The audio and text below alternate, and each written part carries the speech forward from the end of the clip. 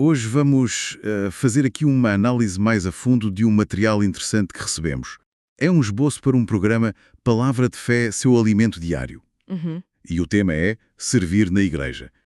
A nossa ideia é, tentar perceber as perspectivas centrais sobre o serviço, tal como aparecem aqui neste documento. Certo. Um serviço visto num contexto cristão específico, não é? Como expressão de amor, de gratidão. Exatamente. E de seguir o exemplo de Jesus. É esse o enquadramento. Ok. Então, uma ideia que salta logo à vista, segundo esta fonte, é que o serviço não é só tipo uma tarefa. Não é só cumprir, não é? Isso. É apresentado mais como um reflexo do amor e do exemplo de Jesus. Dizem que é a resposta natural, por assim dizer, à gratidão a Deus e ao amor pelas outras pessoas. Parece ser a base de tudo o resto. Faz sentido. Começar pela motivação, pelo porquê. Sim. E o texto depois aponta rapidamente para a figura central, Jesus. Ele é apresentado como um modelo definitivo de serviço. Certo. E para mostrar isso, o esboço usa algumas passagens bíblicas conhecidas. Cita Marcos 10.45, aquela que diz que o Filho do Homem... Não veio para ser servido, mas para servir. Exato. E dar a sua vida em resgate por muitos. E também dão muito destaque àquele episódio da lavagem dos pés dos discípulos, em João 13. Sim, esse episódio é muito visual, muito forte. Por que é que achas que eles focam tanto nesse? Bem, é interessante a forma como o documento usa. A lavagem dos pés é apresentada ali como o ato supremo de humildade. Uhum. Era uma coisa que, na altura, seria feita por um servo, não por um mestre, por um líder. Claro. E, ao fazer isso, o argumento do texto é que Jesus está a mostrar que o verdadeiro serviço, ele ultrapassa completamente qualquer ideia de status, de posição social, de hierarquia. Mostra um líder que se põe voluntariamente no lugar mais baixo. É poderoso. Essa ideia de humildade radical parece ser o elo, então, para a motivação por trás do serviço, certo? Precisamente, não é só imitar um ato, como disseste, mas incorporar um espírito. Certo. E o esboço liga isso muito fortemente à razão fundamental para servir. A fonte argumenta que não se trata de cumprir uma obrigação, percebes? Mas de expressar ativamente o amor. O amor que, nesta visão, primeiro se recebe de Deus. Exatamente. E que depois se deve partilhar com a comunidade. Eles até usam a citação de João 13.35 para reforçar isso. Nisto conhecerão todos que sois meus discípulos se tiverdes amor uns aos outros. Portanto, o serviço torna-se a manifestação visível, tangível desse amor que os deve distinguir. Percebo.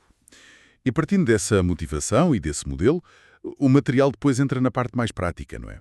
Como é que este serviço acontece no dia a dia? Sim, aborda o como e menciona o uso dos dons e talentos individuais. Explica lá um pouco melhor essa ideia dos dons e talentos, na perspectiva do esboço. Bem, eles explicam esses dons e talentos como capacidades ou habilidades específicas que, segundo esta perspectiva, claro, são dadas por Deus. Ok. E a ideia não é que sejam para benefício próprio, mas para serem usadas para o bem do coletivo, da comunidade. Para o bem comum. É exato. A referência que usam é de 1 Pedro 4.10. Cada um administra aos outros o dom como o bom dispenseiro da multiforme graça de Deus. Há aqui uma noção de responsabilidade, de gestão. De administrar bem o que se recebeu. Isso mesmo. Para o bem de todos. E para além do que é fazer, usar os dons, o esboço parece focar também muito no como fazer, na atitude. Sim. A atitude é apresentada como crucial. O documento sublinha mesmo a importância de servir com alegria e de coração. De coração. Sim. E usam Colossenses 3, 23, 24, que diz para fazer tudo de coração, como para o Senhor, e não para os homens. Ok, isso é interessante. Há um contraste aí. Pois há. O contraste implícito é que o serviço genuíno, nesta ótica, não anda à procura de aplausos, de reconhecimento humano. É mais uma expressão de devoção, de fazer para Deus. Faz sentido. E se olharmos para o quadro mais geral que o esboço traça, quais são os resultados ou os benefícios que eles dizem que vêm desse tipo de serviço? O documento descreve alguns resultados importantes. Primeiro, falam em crescimento espiritual pessoal. Como assim? É apresentado como um processo de amadurecimento na fé, de se tornar mais parecido com o exemplo de Cristo. Precisamente através da prática do serviço. É no fazer que se cresce. Entendido. E depois? Depois, mencionam uma recompensa eterna, usam aquela parábola dos talentos de Mateus 25, a parte do bem está, servo bom e fiel, entra no gozo do teu Senhor, Ah, sim. sugerindo que há um reconhecimento divino, futuro, pelo serviço fiel que foi feito aqui. Certo. Crescimento pessoal, recompensa futura. Há mais alguma coisa? Sim. Por último, o serviço também é visto como um testemunho para o mundo. Um testemunho. Sim, uma forma de mostrar cá para fora, digamos assim, os valores e o amor cristão.